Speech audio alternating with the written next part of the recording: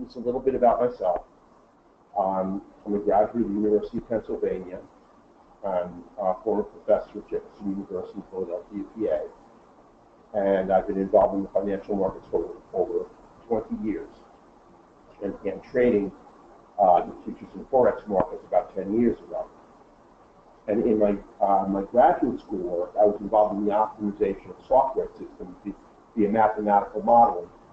And that's exactly how an automated algorithmic system works. It's an optimized mathematical model in which each independent variable is placed into a multivariable equation. And essentially what an algorithmic system is each algorithm or each parameter is an independent variable. And an algorithmic system is based on a series of independent variables which have been optimized to provide you with really excellent trading entries, kind of trading entries that provide you with a positive predictive value of 80% or greater. So really, creating algorithmic systems are really the strong point of our company. And let me just go over a little quickly about the problem with current technical analysis and the reason why 90% of day traders fail. And to start off, a 95% failure rate in any individual endeavor will be totally unacceptable. But what happens is, as each generation of day trader fails, what should have happened was the upcoming generation should remove what information was bad, and so the process undergoes evolutionary change. From generation to generation, the process of day trading or swing trading becomes better and better as all of the variables that we use to trade that don't work are removed, and all the variables that we use that do work are kept. But for some reason, it just has not happened with day trading. The failure rate doesn't improve. Each generation of day trader, for some reason, simply embodies as their trading methodology pretty much the similar trading methodology of the previous generation, and you get that 90% failure rate. And I think a lot of that has to do with those out there that continue to often do the same systems of purchase. They never change. They've been the same for 20 years. I mean, that's the one constant independent variable that never seems to modify itself. You're always offered exactly the same software system based on exactly the same trading methodology over and over again from year to year to year. And what happens is they all accept current dogma, current technical analysis as being true and accurate without any mathematical verification. And if you do a Nexus Lexus search of the world literature as to what works versus what doesn't work, to look if there's been any scientific analysis of our current trading methodology, you'll find that there's essentially nothing. But what happens is that nobody is really treating trading, either day trading or swing trading, like a science as opposed to an art. And it's this failure to look at day trading as a very rigorous area of scientific endeavor that's led really to this really unacceptable failure rate. Because if you think about it, there's a fixed number of retail or commercial traders out there. Now, 50% of those commercial traders should be profitable, and 50% of those commercial traders should fail. If we take the fact that nobody can beat an institutional trader. So, but for some reason, 95% of the small retail trader gives his money away. Now, I'll just go over really quickly one of the examples, and that's using an oscillator with Renko bars. And the things that you have to know what the formula for how the formula for an oscillator works. And what it does is it requires 4 variables to create an accurate percent K line. And those lines are the open, high, low, close of each candle. If those 4 variables are not present, then you can't get the oscillator formula to track an accurate percent K line. So what happens is here's a Russell going back to 2014, and you can see each candle has an open, high, low, close, and this is an accurate, this gold line is the percent K line. When you place an oscillator, it doesn't make any difference whether it's stochastic, relative strength, Williams K, ADR, ADX. All you're getting here is it's missing 2 parameters. Here's the high, here's the low of the candle, but there's no open and close. So there's not enough information or data to go into the percent K line to track an accurate percent K.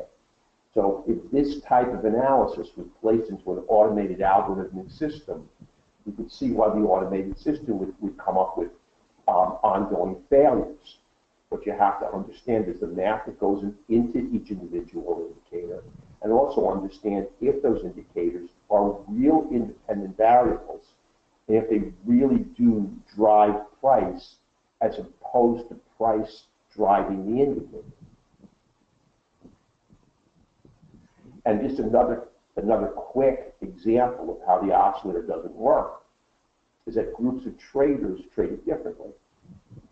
When the market's overbought, you have one group of traders continuing to buy each pivot to the upside, each broken long pivot as it continues to get broken. And another group of traders looking to fade the market based on oscillator divergence. So when price makes a higher high and the oscillator makes a lower high, they're going to look to fade the market. So you have this huge group of commercial traders, the small retail traders like us, trading an indicator like the oscillator. Half of us are doing one thing, the other half are doing another. And no one's actually looking if the indicator signal actually provides you with any kind of accurate trading entry, or an entry that has a predictive value, whose predictive value is high enough to create a profitable entry strategy. And what we did at Brightline, we looked at that. We looked at divergent signals. We looked at continuing to buy unbroken long pivots on an overbought market, or selling broken short pivots when the market's oversold.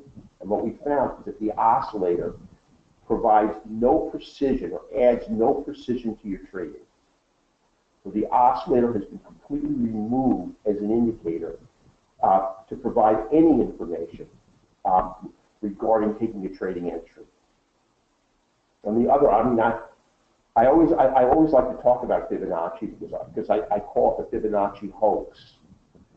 Because if you look at any financial market as a closed system, and you look at all the forces that govern the movement of price in a closed system, there's absolutely no reason intuitively to think that the swing low high of the previous move is going to forecast via Fibonacci extensions or retracements how the market is going to behave going out into the future. And the thing about Fibonacci, a lot of people find it for some reason attractive.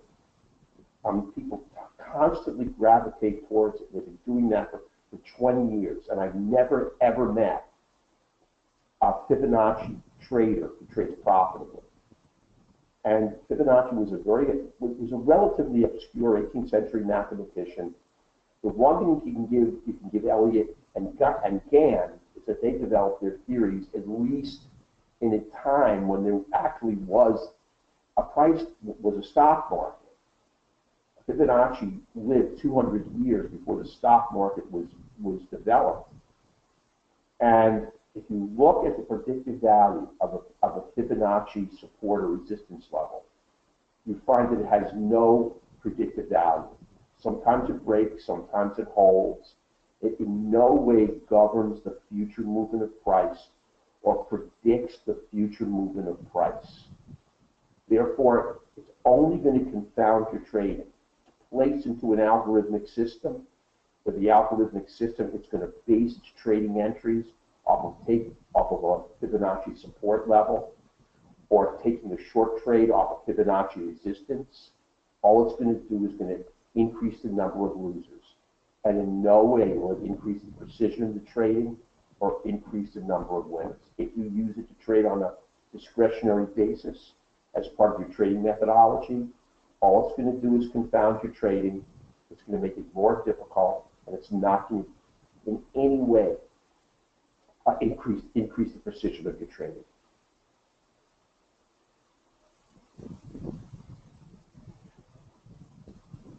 So what we basically have determined is that the predictive value of any indicator that uses data from your trading chart only is 0. Now, nothing has a predictive value of 0, but if the predictive value is so bad that it can't even come close to giving you a really precise trading entry, that it doesn't have any value at all. So what you're going to see is that none of our indicators that are used in the algorithmic system use data from the trading chart itself. I'm going to show you what they use and why the predictive value of the trading entry is so high.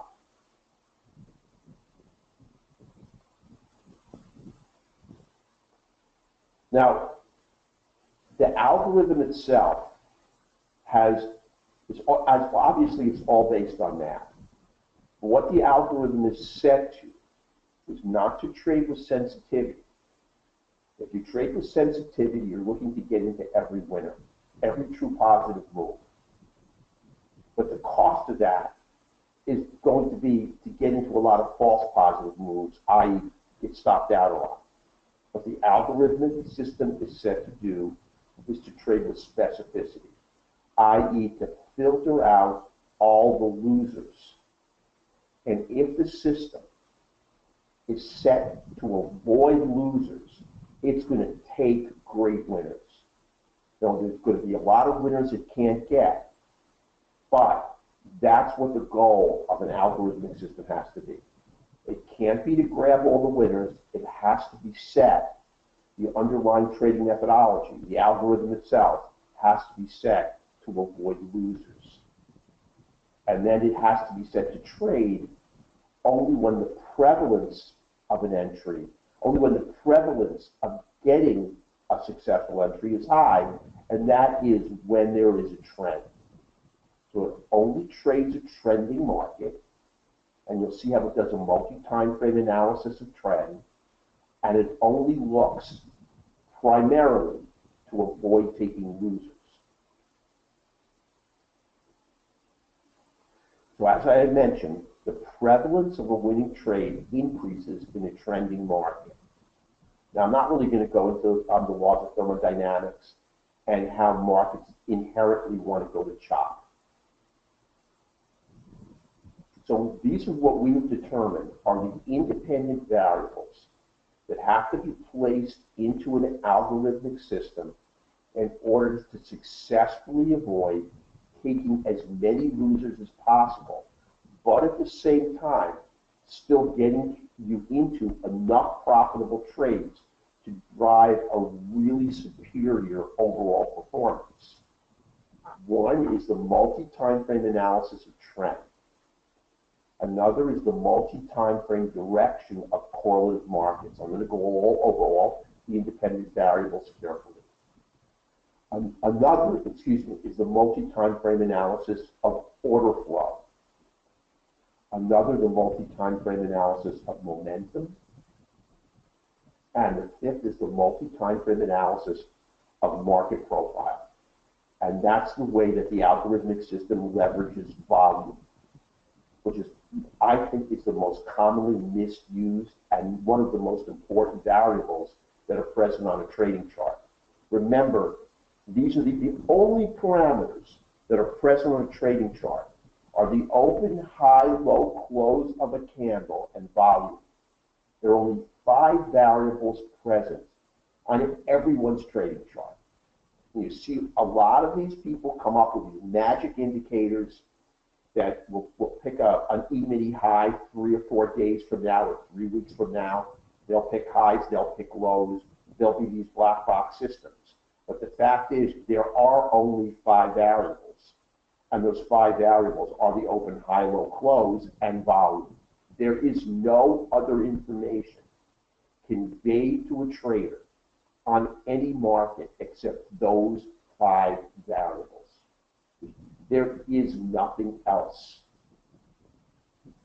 Now, the dependent variables are those variables which, if you use them, are only going to make your trading worse because they are governed or run by the first 5.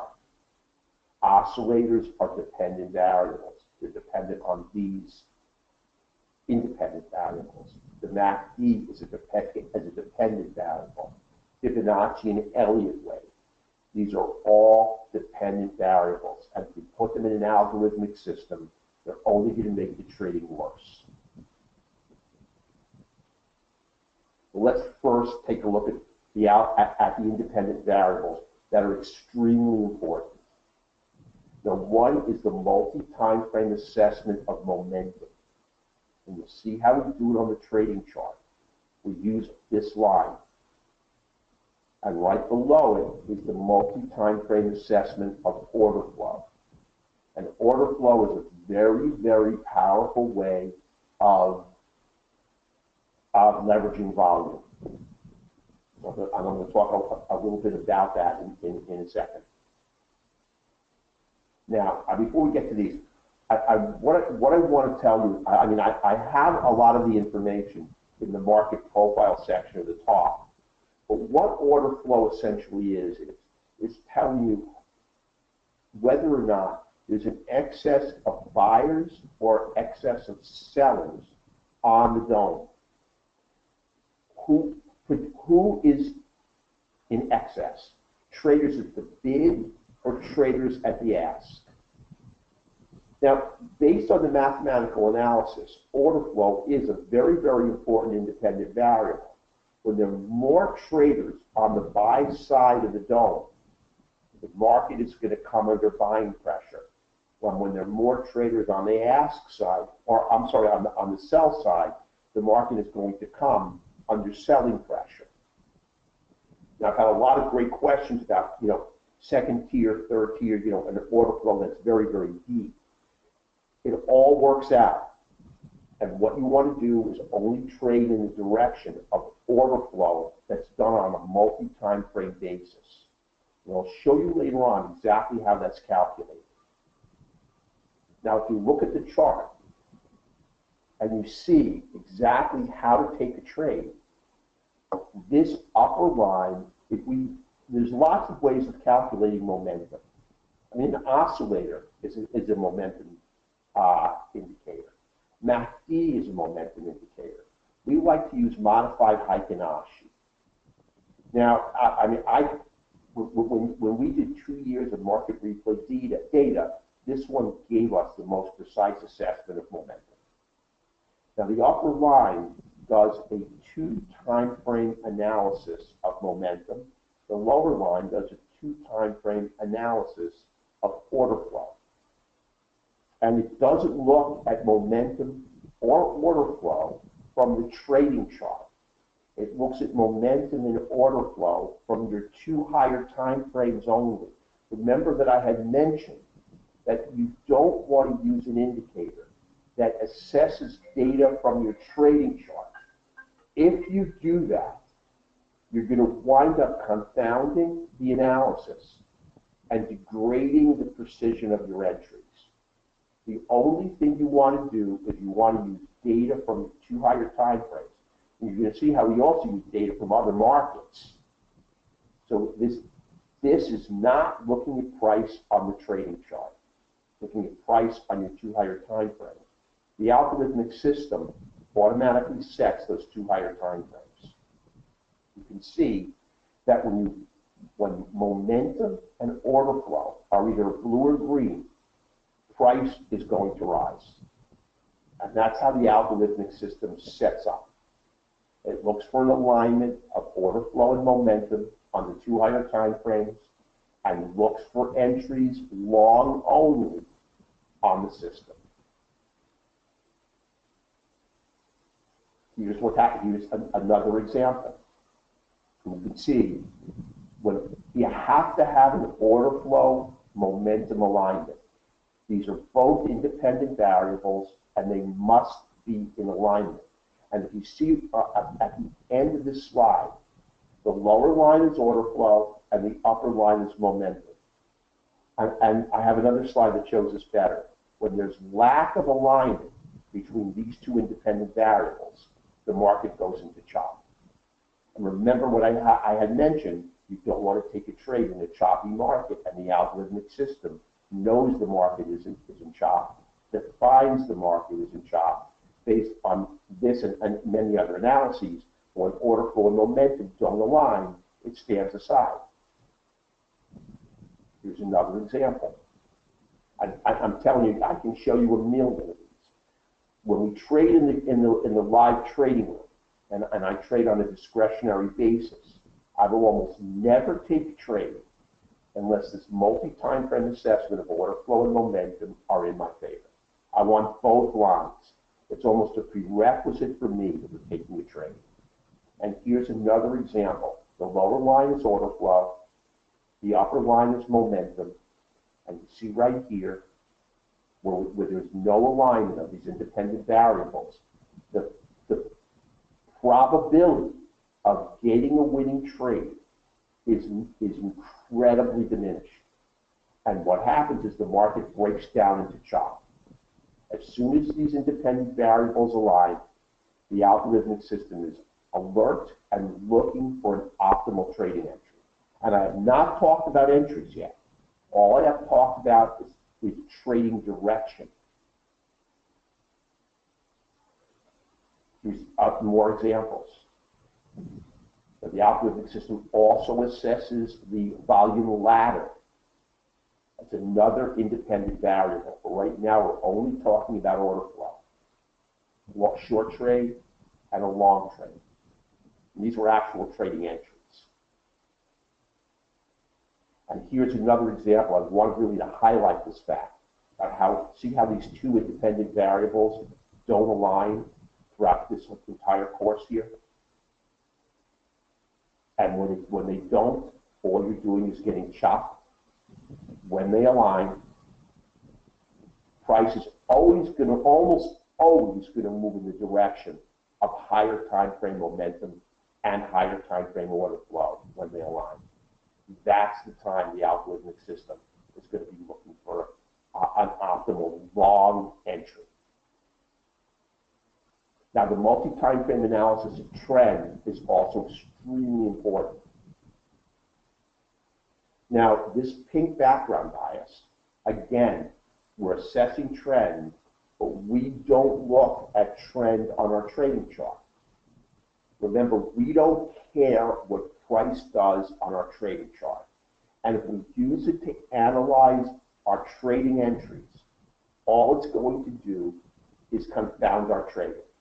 We want to only look at what's going on our two higher time frames, or we want to look at what's going on other markets. That's what differentiates our software from that, our discretionary trading and our algorithmic trading system, because they don't look at price on your trading chart. Now, this pink background bias is not created by anything that's going on your trading chart. It's created by the direction of price movement on the two higher time frames. Now, what that pink background bias is telling you, let me see if we can find a better slide so I can give you a better assessment of that.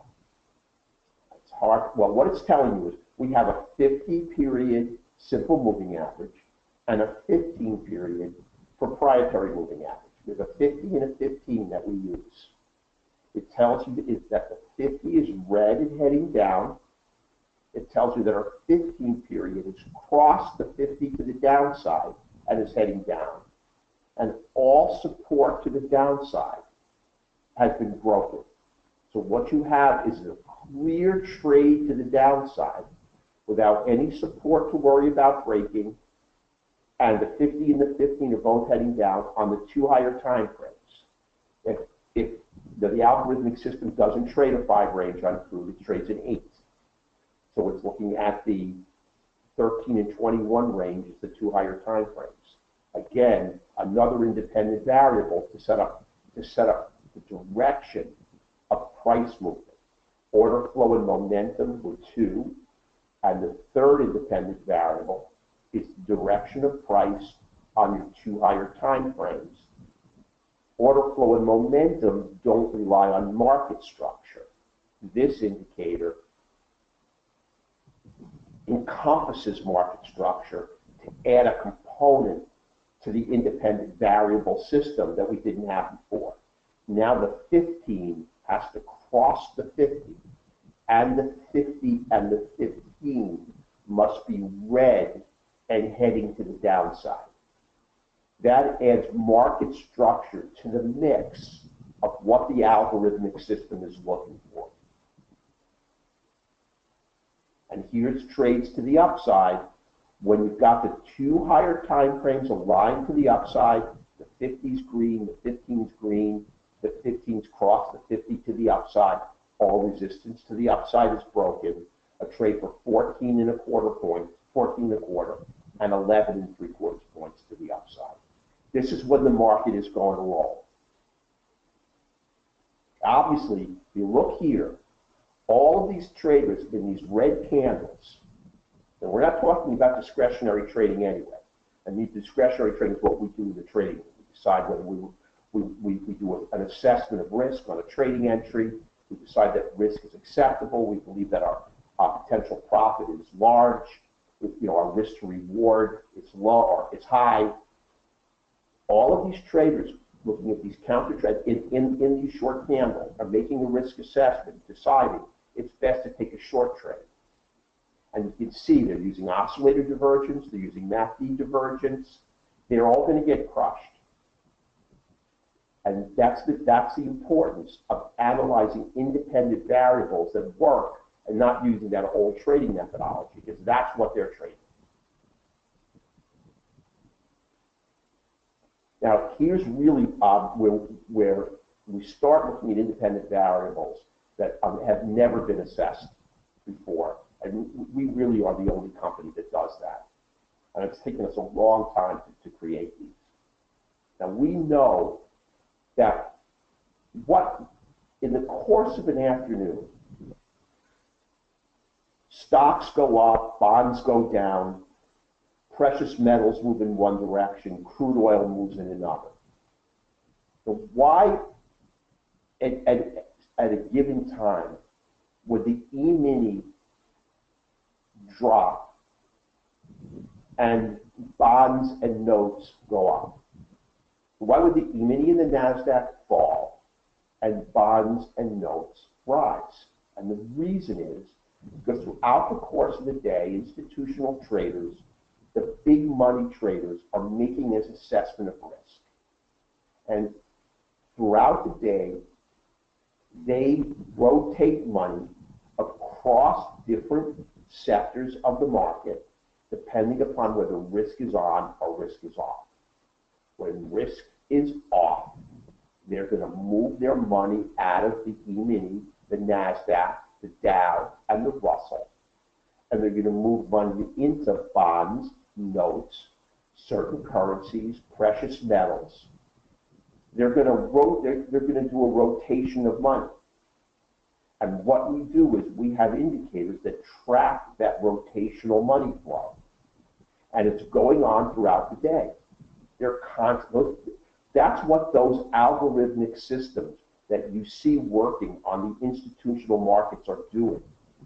They're making risk assessments of the market and deciding whether the big money wants to stay in stocks or move money out of stocks and move it into bonds, notes, or other safer investments.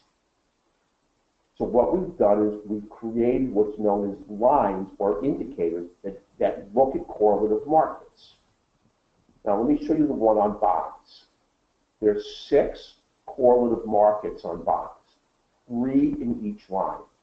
Remember, these lines are not created by price on bonds on any time frame. They're looking at direction of price on 6 correlative markets. Now, when the markets that have a positive correlation coefficient, i.e. go up 70% of the time or greater, when bonds go up, are green.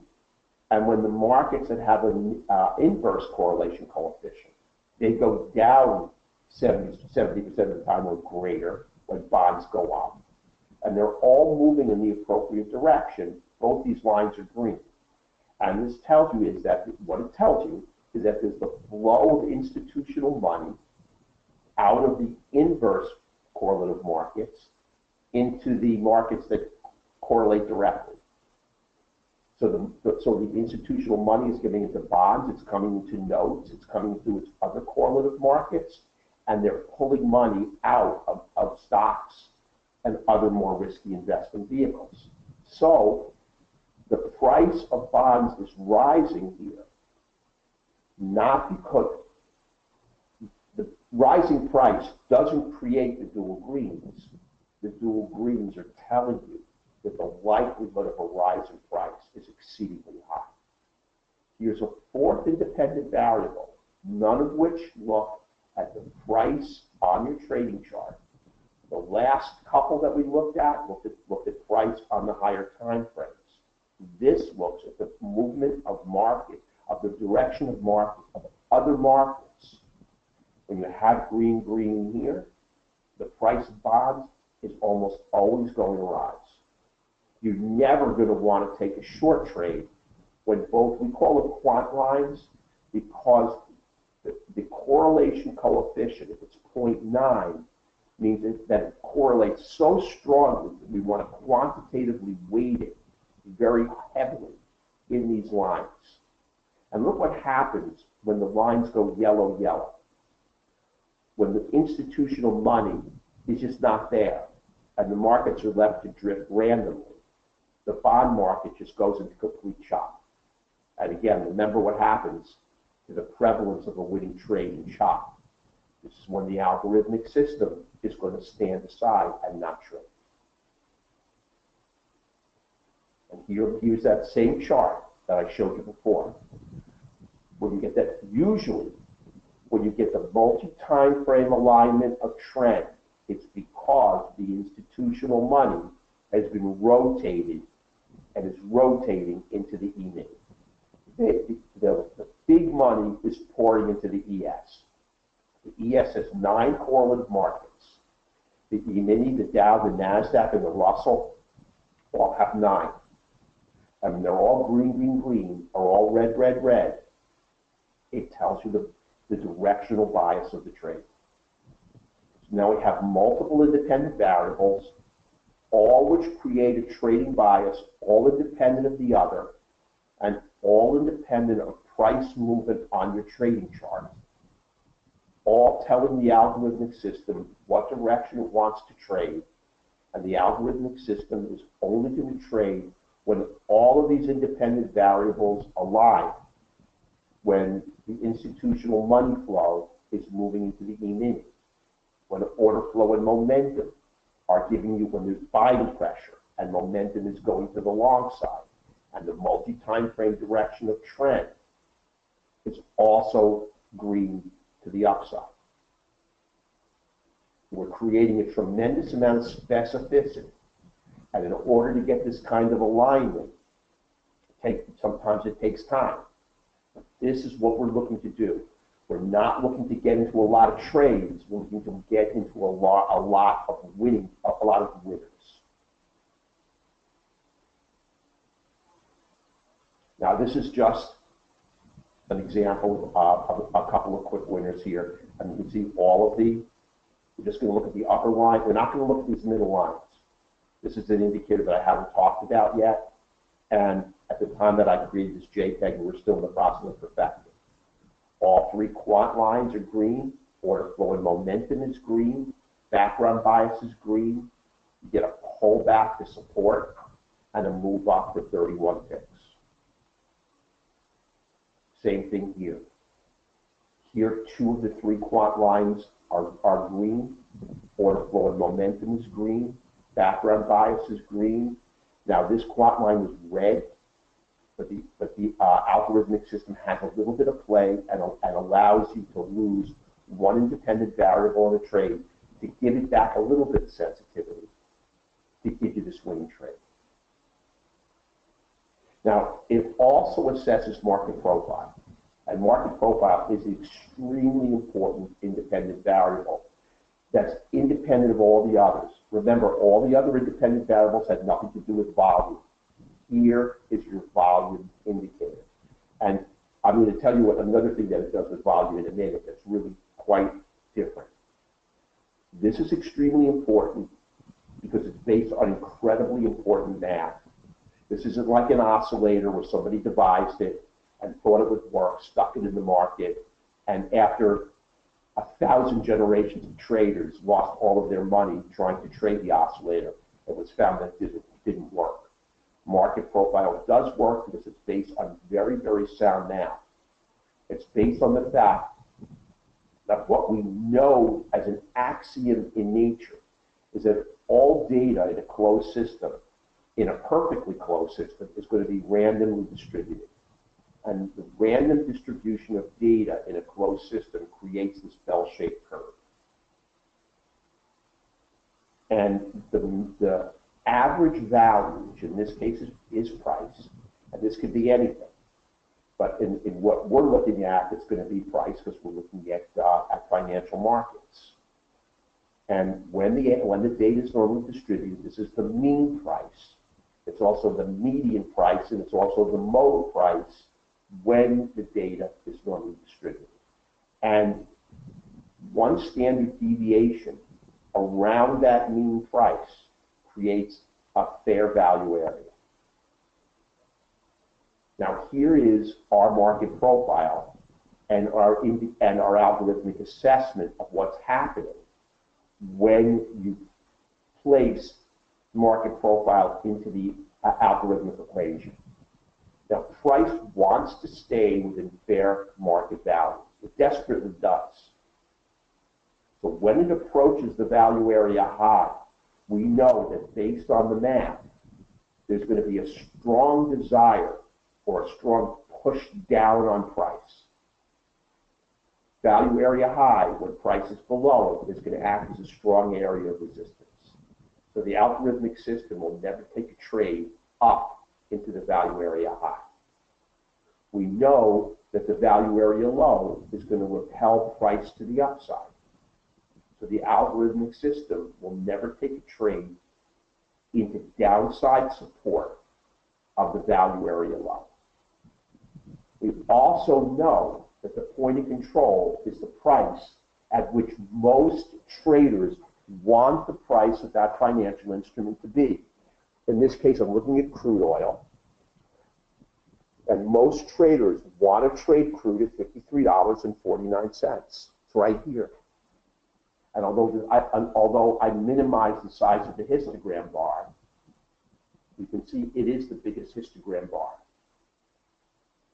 And so this is the biggest, this has the most volume of price, and this is a price attractor. So while the VAH pushes price down and the VAL pushes price up, price is attracted to the point of control where it wants to stick and stay. So the point of control is another strong area of support and resistance and is respected by the algorithmic system. It will not trade up into the point of control or down into the point of control.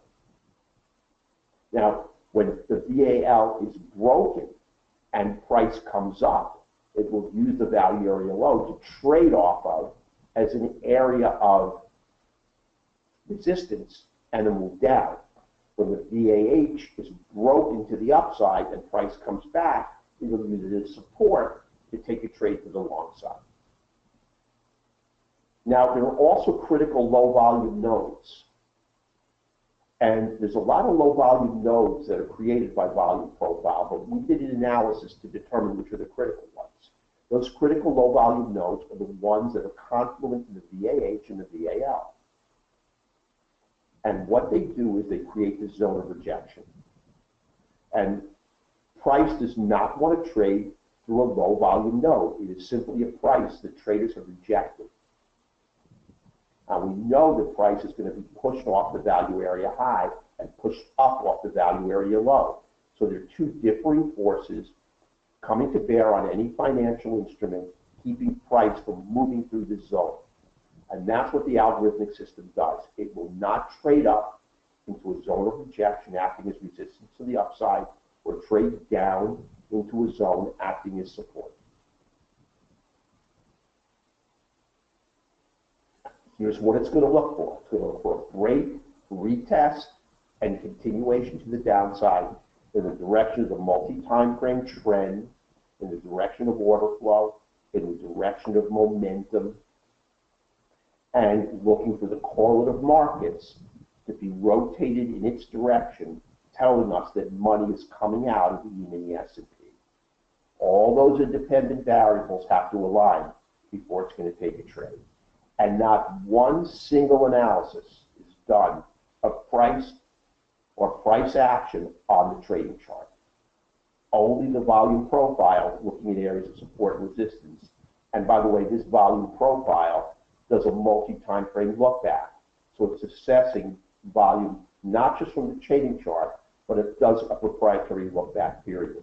So it really is a more complex indicator, and its volume analysis is not based on one day's worth of data. We don't have any indicator that does that. Now let's look at the actual entries that the system is looking to take. So the strategy entry is one that it's looking to take. It's a system-generated entry, and it looks at price action market structure on multiple time frames. So it's a smart entry. And the system looks for a strategy entry to develop. But the strategy entry has to fire, and all the other independent variables have to align before the algorithmic is going to enter one tick below the close of the candle. The 50 has to be either yellow or red. The 15 has to be crossed down across the 50.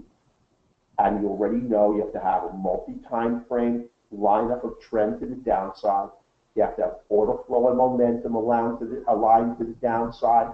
Market profile has to work, and the correlative markets have to tell you that money is flowing out of crude.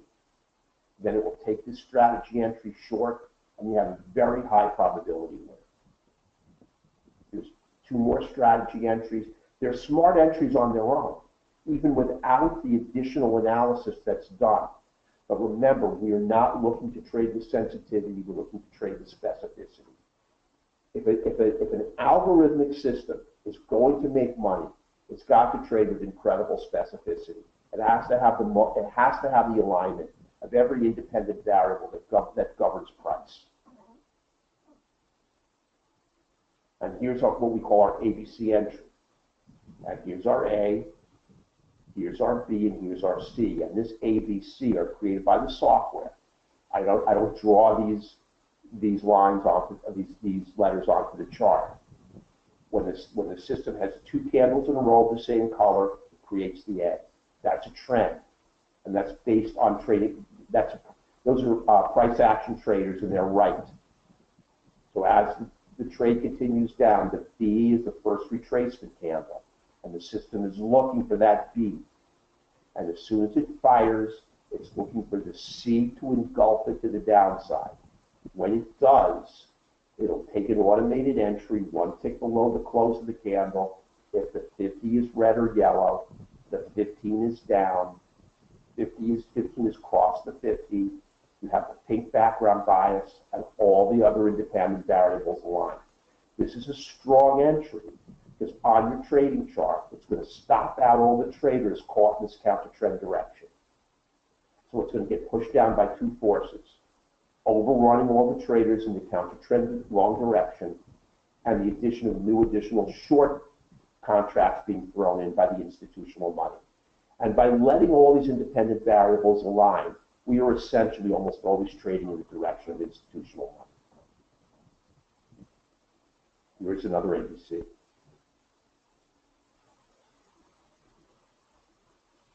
These are two ABCs. This is crude. Now I'm just isolating the ABC. You need a lot more than this to get a trade. Without being redundant, you need all the other independent variables to align. The C alone is not enough, but the C is a potential entry that has the system with its eyes open, looking to grab that trade. And this is my favorite entry. It's the consolidation entry. And these are system-generated triangles. And again, it's a smart entry. It does a multi-time frame analysis, price action market structure. A lot of traders are told not to trade consolidation until after it breaks.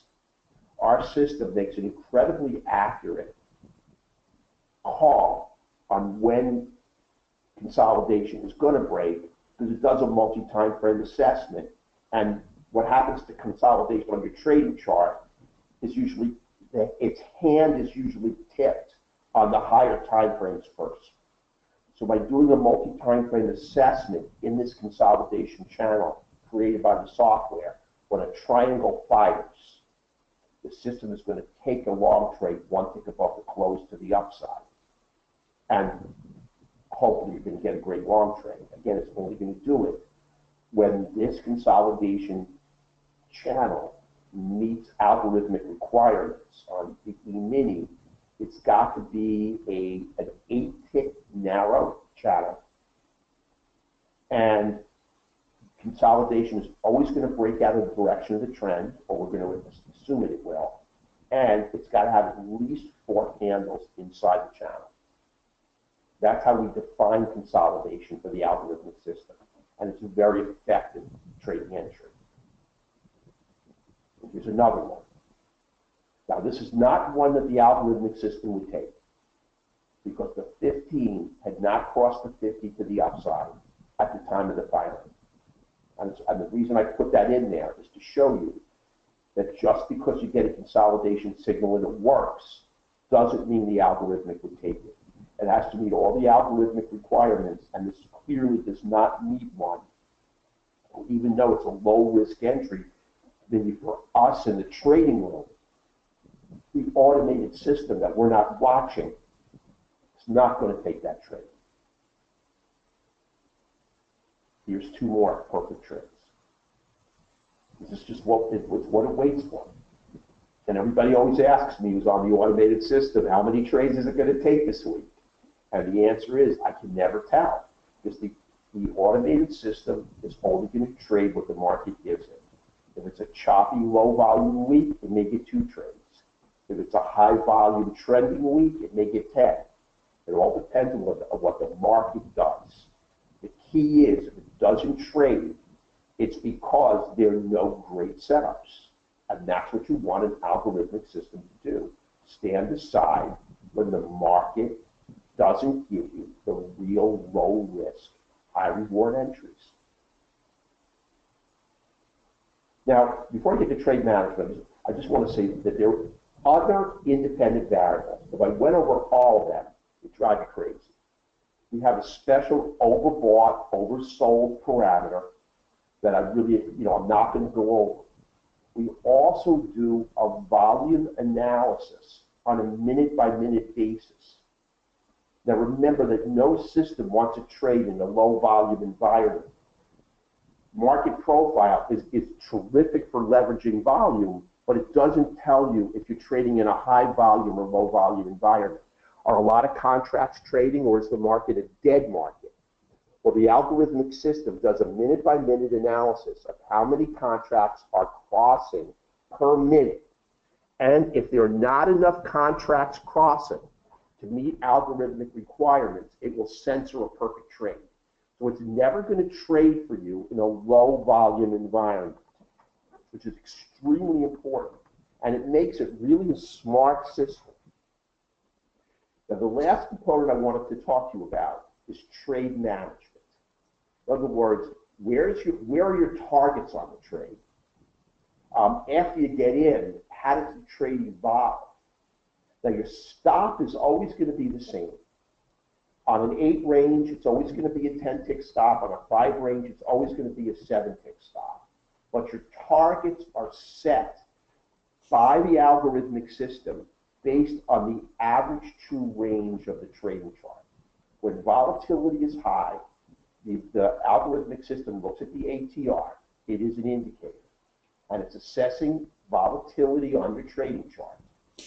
And if the volatility on the trading chart is high, your targets are going to be set really high. So hang on one second.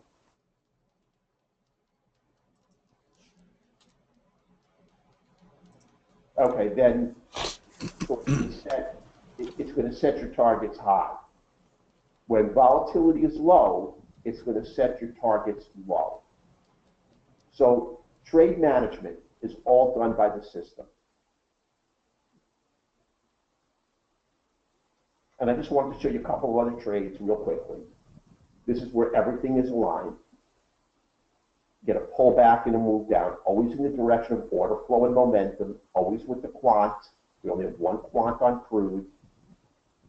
Below this critical area of support, down for 19 and 44.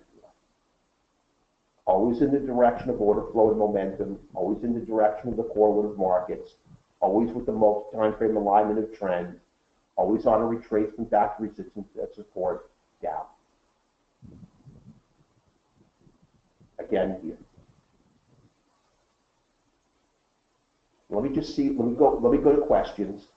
I mean, we have another indicator that I really am not going to mention because we haven't programmed it into the algorithmic yet. We're in the process of perfecting it, and I'll just talk about it for about 60 seconds.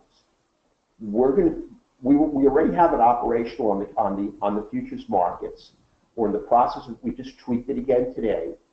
What it's going to be doing is doing an analysis of the cash markets and projecting the data onto the futures markets. Right now we have it operational on the E-mini and we have it operational on the NASDAQ. And we traded the NASDAQ this week, great. Now I was sick this morning and we didn't trade in the trading room this morning. I just made it into the office at 3 o'clock this afternoon. So it's one of the rare times I didn't trade. I always feel lousy when I don't do it. But when you look at NASDAQ internals on the cash markets and project that data onto the futures markets, that has never, ever been done in the history of trading that I know of. But we have the indicators done. It requires 2 data feeds. If you use a futures data feed, it's going to require a kinetic data feed to bring in the data from the cash markets. On the E-mini, we're looking at advancing and declining volume, advancing and uptick and downtick. We're looking at key ETFs. We're looking at a whole bunch of metrics. We have about 11 metrics we're looking at on the cash markets. And when those cash quants are moving in the same direction as the correlative markets and all the other independent variables, I'm telling you, you got yourself a winner. So we're looking actually at, when we trade the futures markets, of leveraging the direction of our cash markets. Why not look at the direction of the E-mini cash when we're trading the E-mini futures? There's a clear-cut correlation of at least 70% or greater. We've known that from the data we've looked at.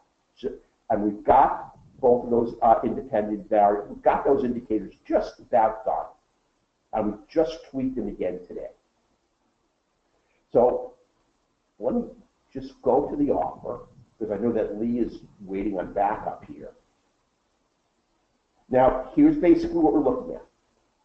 The bias indicator doing a multi-time frame assessment of direction, the correlative markets, futures and cash markets.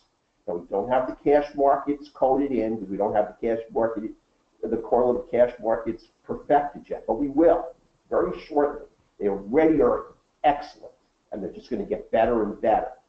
Multi-time frame assessment of order flow, multi-time frame assessment of momentum, market profile, VAL, VAH, POC, and rejection zone. And then the entry signals are the strategy, the momentum, or the handle entry. Now here's the special offer. This is what the algorithmic system trades right now. It trades the NASDAQ, the E-mini, the 6E, it trades bonds, it trades notes, it trades gold, and it trades crude. It's normally $34.99, and we're offering it for $199.99. I always throw in a zero. $1,999. The first 5 orders only will get a bonus of 3 months in the live trading room with me. And you'll have the opportunity, if you want, to see the system operate in a live market with me trading it. In addition, you're going to get to watch all the algorithmic trades. Now, a lot of times I don't have the time. I see them trigger, but I'm trading the NASDAQ and I'm trading the E-mini. I can't watch all of these charts, but I can see out of the corner of my eye an algorithmic signal hit. And I will watch it out of the corner, and you'll see it rotate the automatic trade management. I'm sorry, our market trader, our dome. You'll see the profit loss change on an algorithmic trade because we project all of our trades. So the first 5 will get 3 months in the live trading. Now it's what expires Sunday for the $19.99 webinar special offer. When the first 5 are gone, so the trading room is gone. And let me just project this data and let me see if there are any questions. Other thing I wanted to do before I get to questions is I don't want to overuse my time. I only got 1 minute left. And I want to turn the time over to Lee. Just hang on 1 second. What I want to do is I want to bring up our results.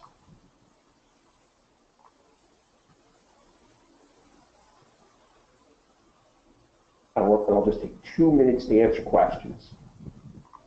Because it's 5 o'clock.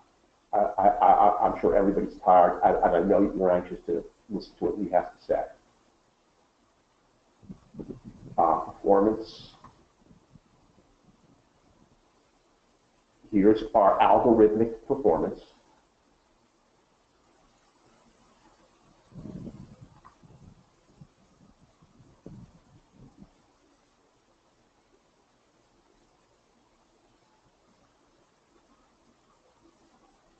I'm sorry, that's the trading room.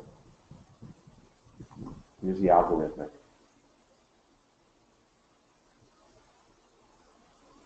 Put that out. I'm sorry. We're up $8,575 year to date on a small portfolio. Most of the markets trade 2 contracts. Some of them trade 4. You can trade as many contracts as you want. The key is that you've got a strongly positive performance. Your equity curve is strongly to the upside. How strongly that you want to leverage this with the number of contracts you want to trade is totally up to you. So hang on a second and let me see if there are any questions. Let me just put the slide back up. I'll take 2 minutes, and then I'm going to give it over to you.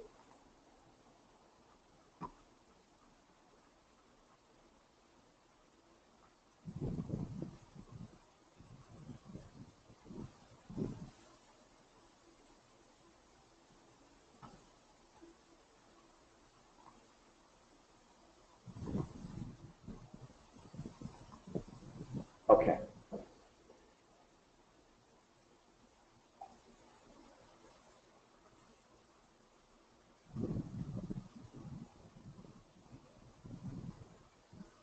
Well, I hope now that the sound is better.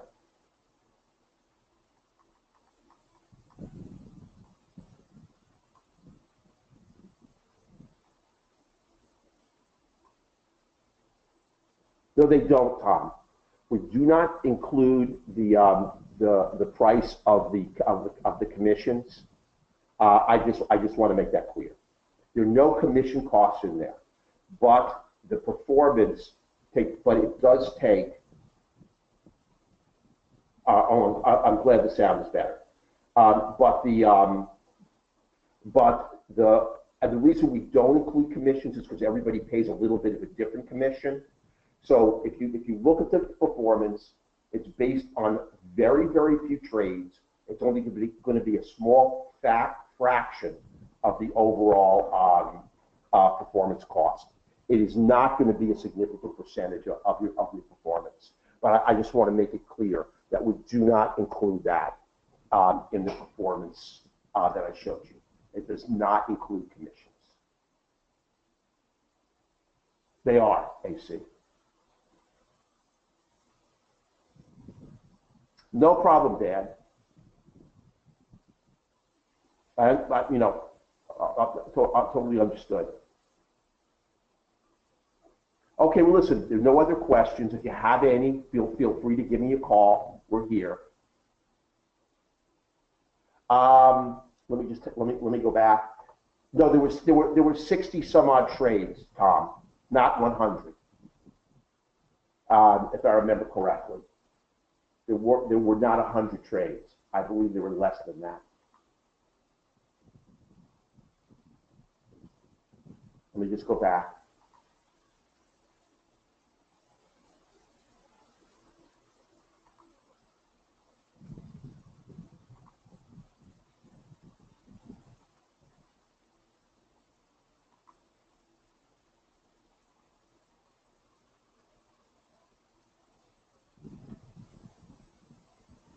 No, actually, here we go.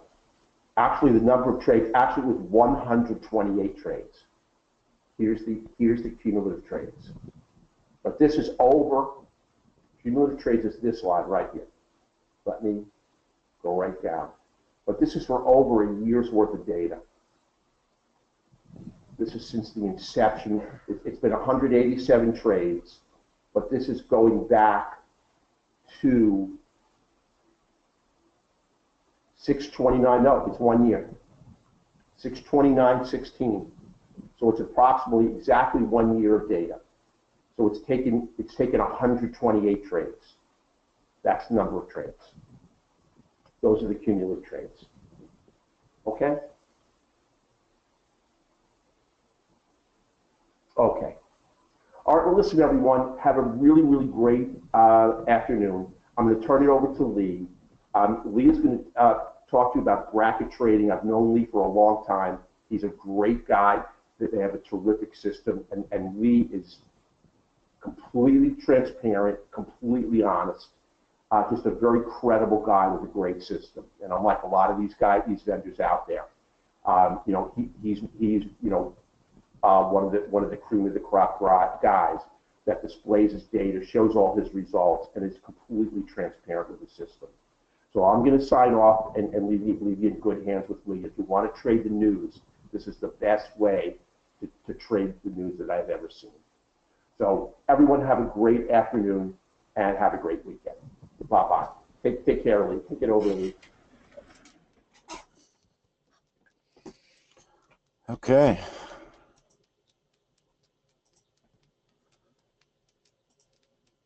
I assume you can see my screen and hear me now. That's somebody give me a little bit of a yes or a no, and I'll get started. You should be able to see my screen. Trade the news. Hey, HE, nice to see you. All my friends are here. That's great. Thanks, Eric. Okay, so I'm going to get started. This was a very quick webinar for me, Mark and Rory. I always thank you guys for including me. It's really nice to have friends that take care of people nicely the way you guys do too. So I appreciate all the nice things you say about me. Thanks a lot. So I see a lot of my members are here. So I'm not going to do, I really didn't plan on doing a normal, typical PowerPoint webinar, and I'm not going to do it. I'm just going to spend about 25 minutes. I'm not going to spend an hour. It's Friday. I'm tired. You're all tired. We've been trading and trying to make money all week, and by the time Friday rolls along, it's, you know, the stress gets to you. I'm beat. And I'm aggravated with myself. I'm going to show you why I'm aggravated. And sometimes our safety rules are too conservative. and it cost me money today.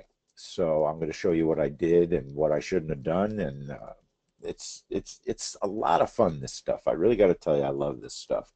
Let me get the the bad stuff out of the way first. Just the disclosures. You all know, you know, it's possible to lose money trading. So here's the disclosure we have to put up. Don't trade more than you can afford to lose. Don't trade your mortgage. Don't trade the money you're going to loan me when I need it. Don't do anything that you shouldn't do with your money. Don't trade the money you need to eat with, okay? You could lose it. You probably won't, but most people don't. Most people lose a little bit, get it back, lose a little bit, get it back. That's sort of the way it goes for most of us. But I'm hoping that I could show you something that's kind of interesting.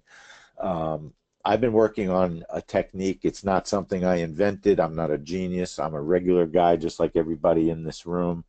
I think all my members know that for sure. They watch me with all the warts. They watch me goof up with Ninja, and they watch me get some great trades. And I am absolutely a regular guy. I'm not a professional, phenomenal John Carter, Hubert Centers, Rob Hoffman type trader. That's not me. I'm a regular guy, and I was a member of JOBB. I found them floating around on the internet looking for a news trading program because I was using something that just wasn't fast enough. And basically, if you don't know what news trading is, I'm going to just go through some things real quick. When a you know, an item, when information is released at a certain time during the week, like for instance the oil storage information every Wednesday at 10:30 in the morning it comes out, that's news trading because it makes the futures, which is what we trade on NinjaTrader, it makes the oil futures pop or drop when the storage information comes out. How much oil is in storage? If it's a lot, it might make the price go down. If it's not a lot, it might make the price go up. That's very simply what news trading is. I always like to give people that are nice enough, especially on a Friday, to come and listen to me, something for free. Unfortunately, my members have all my free stuff because I give it to them all the time. But if you're not a member or a friend of JOBB, let me just give you 3 great websites that you should know about, you should always use, whether you trade the news or not.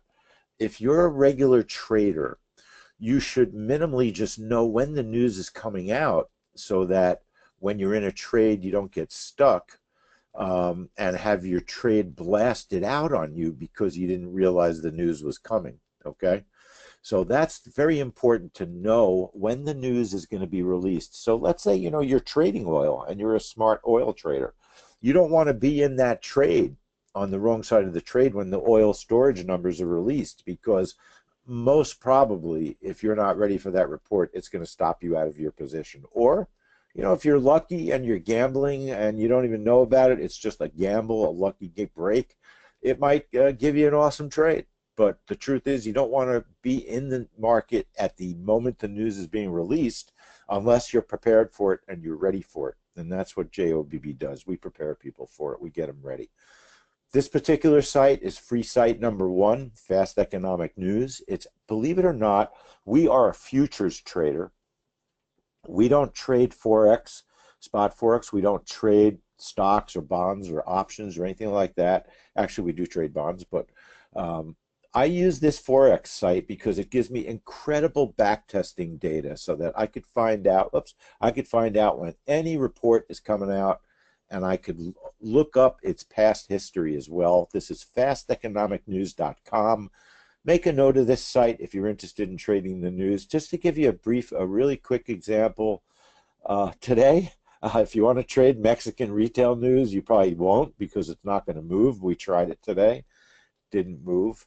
And but if you want to know about it, you just go to fasteconomicnews.com, click on Retail News Mexico, has all of the old historic reports of Mexican retail news, the time the report was released, the date. Fantastic, fantastic way to back test and to find out when the reports were. Okay, very, very helpful. Second site that I love that we use every day in our service, forexfactory.com, and there are many sites like this. You probably know some of them as well, Econoday and for FX Street. but there's some that are better than others. Forex Factory is fabulous. They color code all their news. So, for instance, today the Canadian CPI was an important news release, as you can see by the red little file folder. You could click on this folder to the right under detail, and it gives you the date of historic reports, January, February. You could go back and study the previous reports, which for our system is very important because you want to test, you want to know what happened in the reports, because you need to make intelligent decisions about what news reports you're going to trade.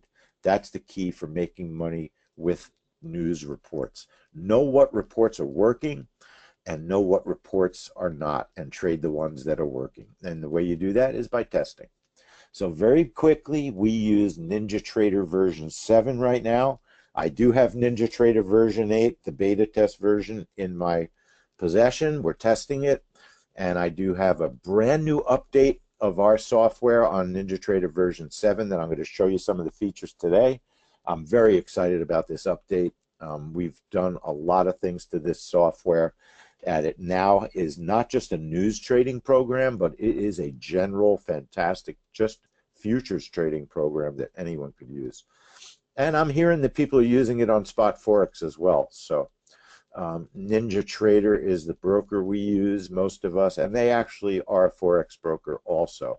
And then the third site that I love is a site called investing.com. And I'll tell you what I love about their site is they give you the news, but they give you the news in real time. In other words, they have push notifications, so that when you're sitting there in the room doing a trade and you're waiting, say, for instance, for this morning for the Canadian CPI to come out, you don't have to press a button. You don't have to do anything. When the new home sales come out, it just shows up on the screen right about the time of the news release.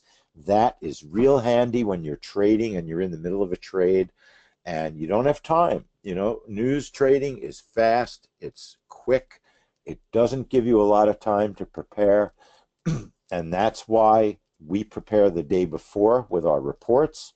We release a report called a HIRA, a High Impact Report Alert. Our members know the day before the trade what they're going to do.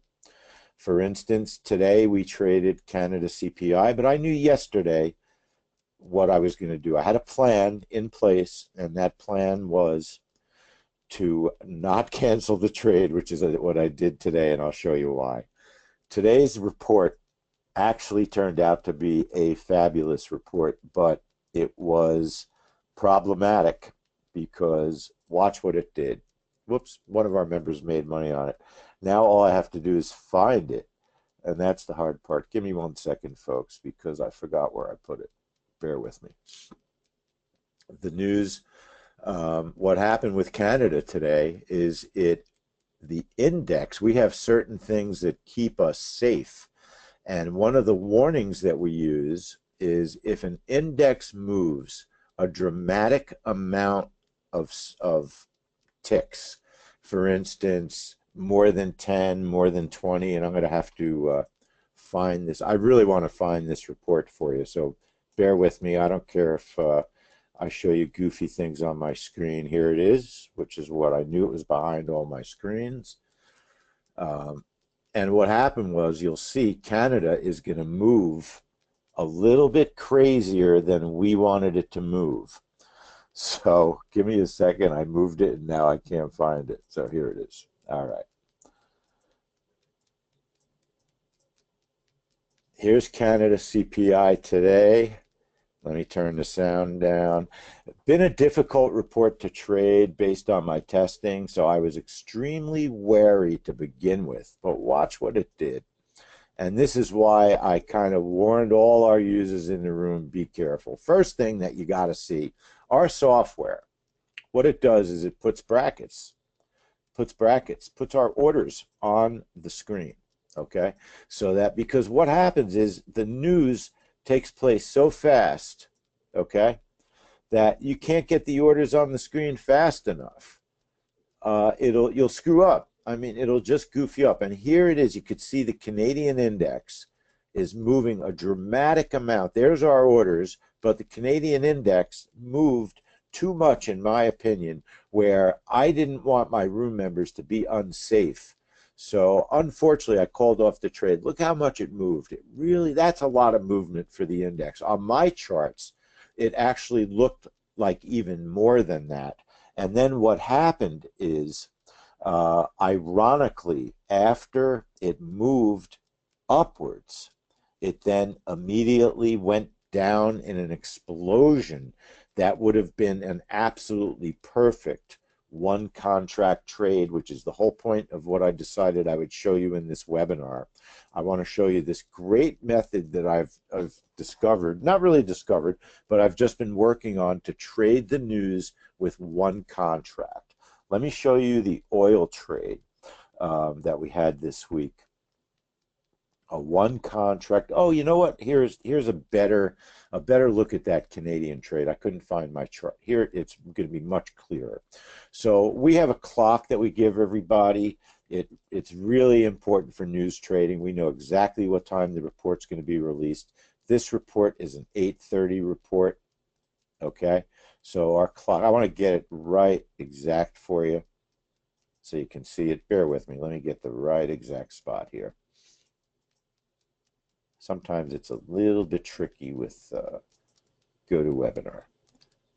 I want to catch it right before the explosion down.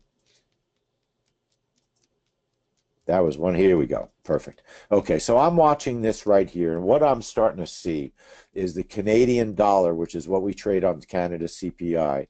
It just started to move a little bit more than I was comfortable with. Look at this. That is a pretty big move. That's a big move, folks. That's a big move. And we have a rule, if something moves too big right before a news report, cancel the trade, because 9 times out of 10, it's going to be an unsafe trade. In this case, it was a perfect trade. I canceled the trade, and then it exploded to the downside in one giant move. Everybody in the trade room that didn't cancel the trade made nice money. Not a fortune, because Canada has a lot of slippage, but it was a perfect one contract trade. I'll show you what I mean by one contract, but let me show you some real, all I wanted to do today was just show you some real things, real people, and what happened to them.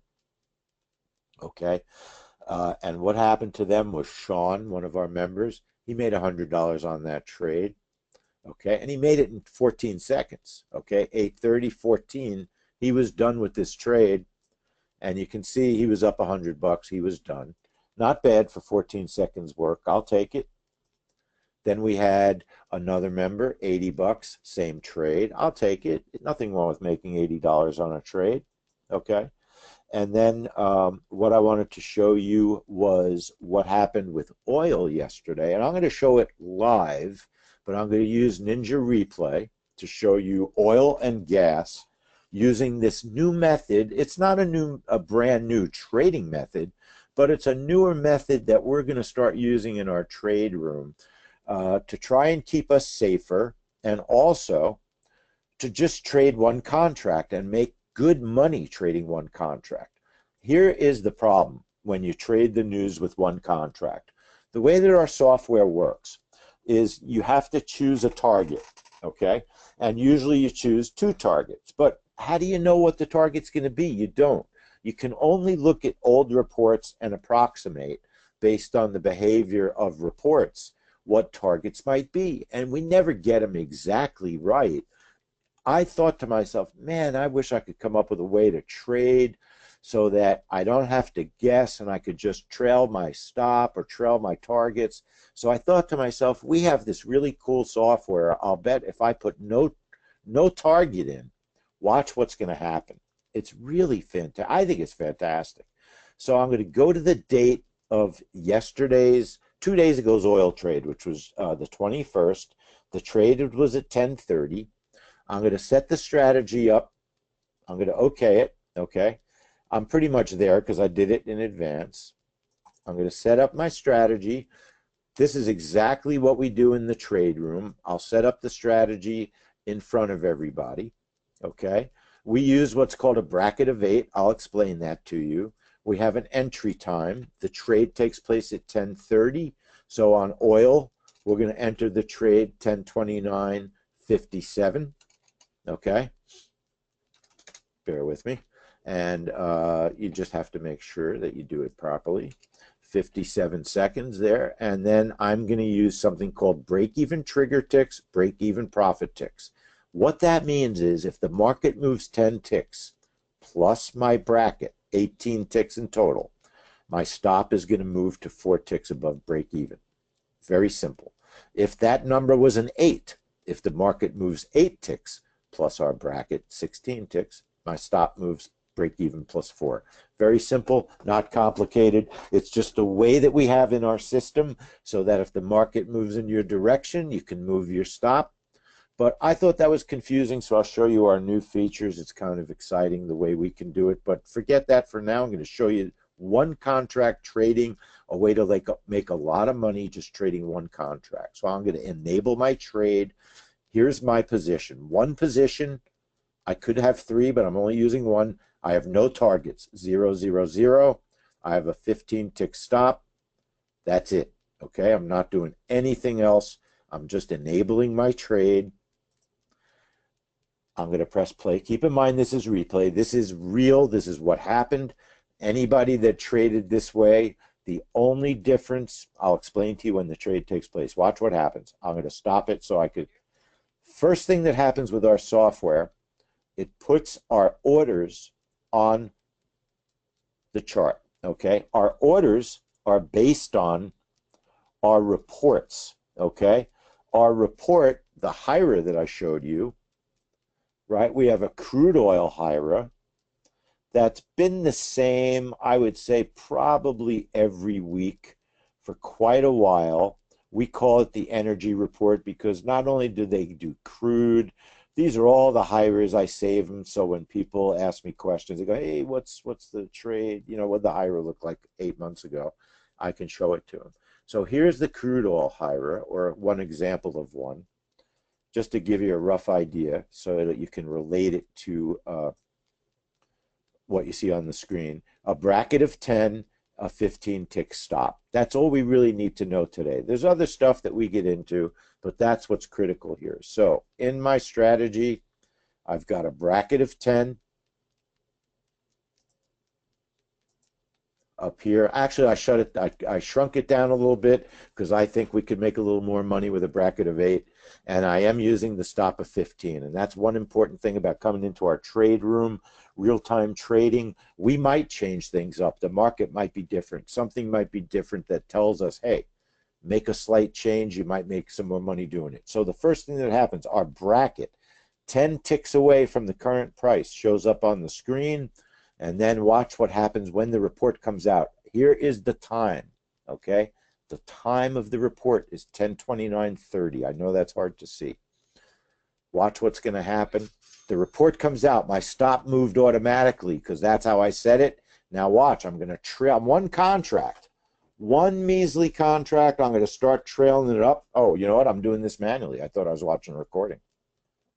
So I got to trail this baby up, right? Trail it, trail it, trail it. Bingo. Let me show you that one more time. I thought I was watching a movie, and now I realize I was supposed to trail it. I could do better. I could do better. You could have made more money on that trade. Watch it again. Watch it again. Same exact thing. Brackets are going to show up. There's my brackets. Trade takes place, and now I'm not going to rush and trail my stop because I don't want to get stopped too quickly. Moving it, moving it. This is a perfect trade because the price kept going in one direction. I'm stopping here. I don't want it to stop me out. It's going to revert. Bingo. Okay. Here's the honesty, folks. Ninja in Sim, there's no way in real life I would have been filled at 78. People in the room were filled at 91. That's the truth. Filled at 91 because there is slippage in news trading. So you would have trailed up from 91, 101, 120. So you could have made easily without blinking 15 ticks of profit. $150 per contract. I just want to be honest. You wouldn't have made 300, but you could have easily made $150. Look at yesterday's natural gas trade. 622, same time. Okay, takes place the same time. Different index though. Natural gas is NG, okay? We trade the futures. We use NinjaTrader 7. That's how we do it, okay? Natural gas, I believe, was still on 7 as the contract. Both of them would have worked because there was high volume on both contracts yesterday. Now watch this. It's almost an identical trade. The index does almost the same thing. Natural gas, hang on folks, I forgot to set up the trade. Always helps to do things properly. Never hurts. But I like showing stuff live. You get to see all the warts of life, all the truth of life, rather than I have these on video, but it's more fun to show it live. Here's the trade. So natural gas I set up almost the same as oil. One difference is, though, our research has shown that if you're going to trade the natural gas report, go in a little bit later, 0.2 of a second to be exact. 1029 and 29/10 of a second, 29 hundredths of a second.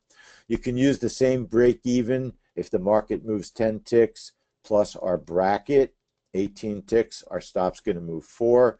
I use a 15-tick stop on natural gas. I think that's plenty. One target, one position, no targets, okay? One position, no targets. Enable the trade. Watch what happens. You can tell I love this stuff.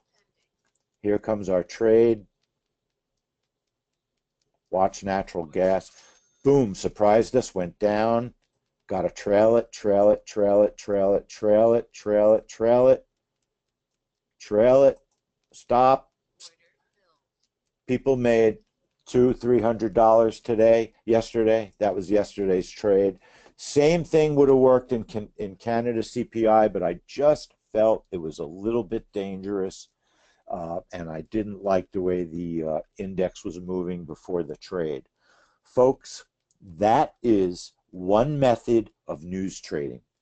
Before I go, I told you I was only staying here for 20 minutes, 25 minutes. I was asked to be here yesterday. I didn't want to do a full-blown typical webinar. It's Friday. I know you want to go home. It's weekend time, but I promised any of my friends from my trade room, I promised I would show some of the new features of our software, and I would like to show all of you a little bit about JOBB.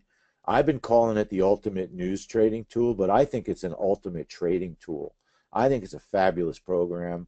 I actually got a little bit of trouble because I kind of went off the beaten path and did some updates to the software, and I think that I went a little bit out of control, to be honest, because I wanted to turn it into a really serious, fantastic trading tool. I upgraded it to a range trade. So one thing you can do with our program is trade time ranges. You could do like a 5-minute time range. Great question, Roger. What market do we trade on FOMC day? We trade ZB, which is the bonds. You could also trade gold, Roger. Gold trades fabulously. Very risky. You could trade the yen. Moves really well. But bonds is our big mover. And we have a different type of trade actually called the trap trade that we use for the FOMC. It's slightly different than our breakout trade, Roger. But it's one of our best, most profitable trades also. Definitely a trade that I like to do on a regular basis. I just want to reset my my system here. So what I was going to show you is a couple of new features in our software real quick.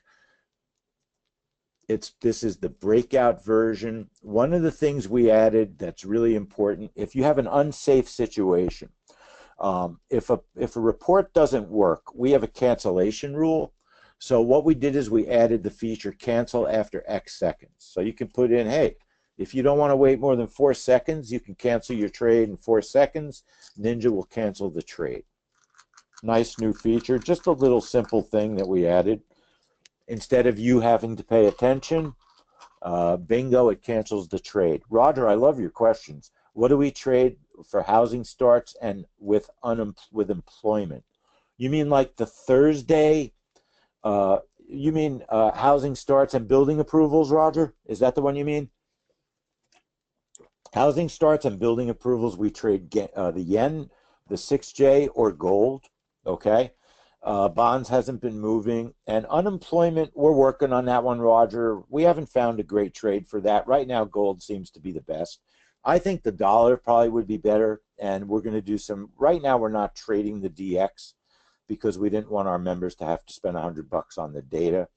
But I'm going to be testing the DX data next month. I think housing may very well be a good dollar trade, but I'll know better next month on that to be sure.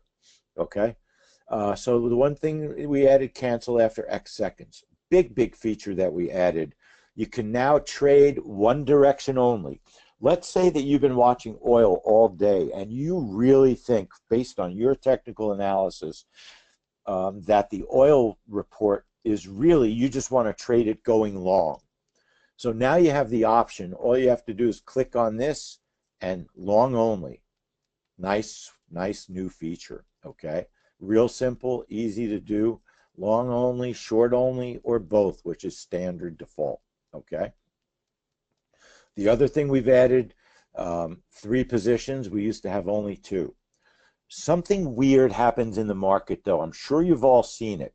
Sometimes you'll go into a market with an automated program, and because of slippage, it'll throw 3 stops on the screen, which is really a pain because it screws up the system. What we did is, our programmer is a smart guy. He said, hey, instead of making a big change, I could just force everything to use one stop, the first stop that shows up. So if you get slippage, instead of having a stop at 1 tick away, 2 ticks away, and 3 ticks away, we're just going to have the stop at 1 tick away, and all positions, all contracts will be at that stop. So that's something we took care of in the new version also. Now, a fantastic feature, in my opinion, is the way we deal with moving your stops. Instead of just in our original version, when I first came here, you really just manually moved your stops, or you used this break-even trigger system. That was the only way you could move a stop. So if the market moved 10 ticks plus your bracket, your stop would move the second field here. Your stop would move however you had this second field, 4 ticks above break-even, 2 ticks above break-even. But now what we do is just like you would do if you were, just a regular normal trader. If you have a target, right, let's say your first position and you have a target of 20, and your second position, you have a target of 30. If your first target is hit, you could just type in, well, move my stop to break even minus 5, and it'll move it to break even minus 5. If your second target is hit and you have 3 targets, okay, 3 positions and 3 targets, you could say, hey, move my stop to break even plus 4. Break even plus 4. All right. So very normal stop movement. We've implemented trailing stops, and you can control how many ticks they're going to trail. Very big new features for us in the software. I'm really excited about it. So the big features, you can trade, you can cancel the trade. We have a fail-safe break-even button. It shows up when a trade is on. If you're long, you can just press the break-even button, and it'll move your stop to break-even. That's what buttons on chart trade means. It shows the break-even button. You can cancel the trade automatically. We can now trade in whatever direction you want. We also can control our stops much better. And those are, I think, really some excellent, and trailing stops as well, really excellent features that we've added to the strategy. So let me answer your questions. I told you I'm not here for a totally typical webinar. Let me show you my PowerPoint. So if you want to join us, our members are making money. I really want to just show you a couple of things real quick that our members are making money. I want to prove it. These are all member screens, 95 bucks on that trade. We trade non-farm payrolls all the time. It's the most unbelievable trade for us. I mean, we trade it literally every month. People make money on this trade like there's no tomorrow. $593, and these are member graphics. These are not mine. That was mine, 281. Here's another member, That was 1,000, by the way, not 100. You're going to have to trust me. 750 non-farm payrolls, 187, you know, pretty normal trade. Over and over, my members are sending me their profits. And I'm not making it up. You could see that their account numbers are crossed out. I want you to go to newjob.ninja, newjob.info, newjob.info, and take advantage of our special. We're going to charge you $47 to join us for a month, okay? It renews at 97, so members, don't think you're getting a bad deal, members. It's still what you're paying. It's nothing that you're losing out on, so don't think you're losing out. This is for non-members. You can join us for $47 for the first month. It's a fabulous deal. Go to newjob.info. Okay, I'm looking for my PowerPoint. You ever have one of those days where every file that you used to have has just disappeared on you? Here's my PowerPoint. Let me show you the slides real quick. I'll just show you where to go, because I told you I wasn't going to keep you here all day, and I'm not going to. I'll give you my personal email, so you could ask me anything you want. This expires tonight, so you want to do it. Here's my personal email, procol33@gmail.com, okay? Go to newjob.info, 2 B's and job, $47 a month. You can't get a better deal. You saw the money that our members are making. They're really making money, folks. I'm not making this stuff up. I am not making it up. We make money. We had 2 bad trades in the past 2 weeks, 2. Okay, out of about, I'd say we had about 12 trades in the last 2 weeks, 12 to 14. 2 bad ones. One of them I lost $50 on. One of them I lost $287 on. Every other trade was profitable. The oil reports have been profitable this week and last week. People have been making money. My members are making more money than me because I'm ultra conservative in the room. Ultra conservative. It's my job to keep people safe. That's what I do. So go to newjob.info. Email me if you have a question. freetraderoom.com. Okay. You can go to freetraderoom.com and check out what we do. All right. That's our other website. If you go to freetraderoom.com, we list all our trades there. Okay, every single trade that we're going to do for the week. You can check it out at freetraderoom.com. Here it is, www.freetraderoom.com. We list all our trades. We're going to end this deal tonight, $47. Here's some questions. I trade the ES and the NQ discretionary and make very good money, but I could add this type of trading because I usually wait 2 to 5 minutes for the news to end. That's exactly right, Roger. What our software does, it automates the entry, okay? Not every exit is automated. Sometimes you'll get a trade that we call a bread and butter trade. A bread and butter trade is like this trade here. I'll show you. I believe that this is a bread and butter trade, okay? Non-farm payrolls usually are. Watch what happens. It's an 8:30 trade. What'll happen is the index will explode and it will be taken out of our trade instantaneously. If I get it right. Let me think. 8:30. I'm 1 minute early. Hang on. I'm getting old, folks. That's all it is. 10 seconds. Okay, this is going to take place. 10 seconds. So I'm not going to touch it. It's going to exit. It's going to enter automatic. It puts there's our automatic entry. You don't have to fumble around. And then bingo, you get an explosion. All my targets were hit. Actually, last month I moved my stop down. This one did not exit automatically, but I was done with the trade in 14 seconds. Bingo, I'm done, $281. Do any of my members trade 3 contracts? Absolutely, Roger. Somebody traded 8 contracts yesterday on natural gas. The software is $47 for this month, Roger, and then $97 for every month after that. It's incredibly cheap. That includes our trade room, all our reports that tell you what to do the day before.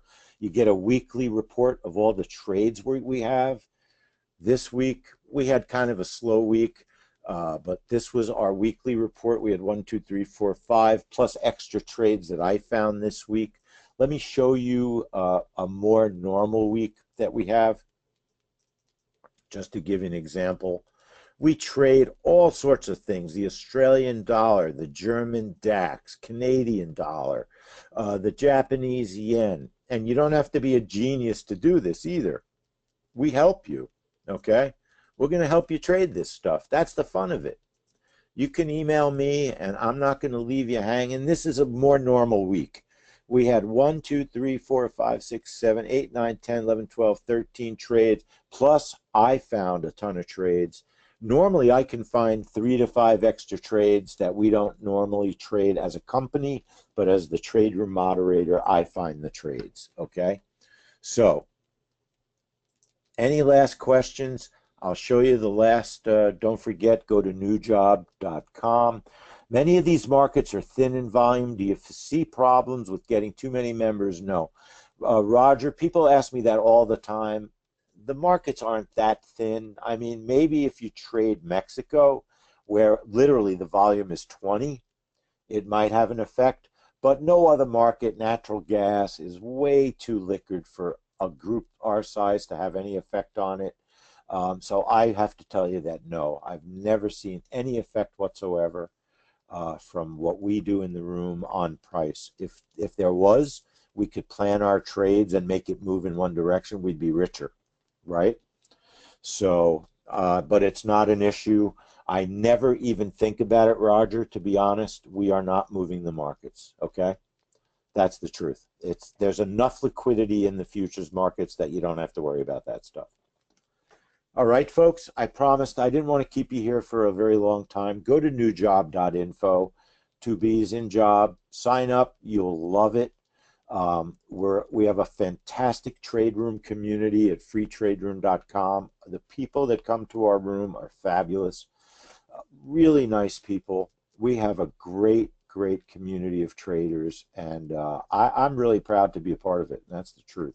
I can't tell you how much I've learned from people and how much of a better trader they've helped me to become. Any last questions before I go? I'm going to tell everybody have a fantastic weekend. I want to thank all my members. The new update will be out hopefully in a couple of days in beta test, and then probably in about 10 days the version will be ready.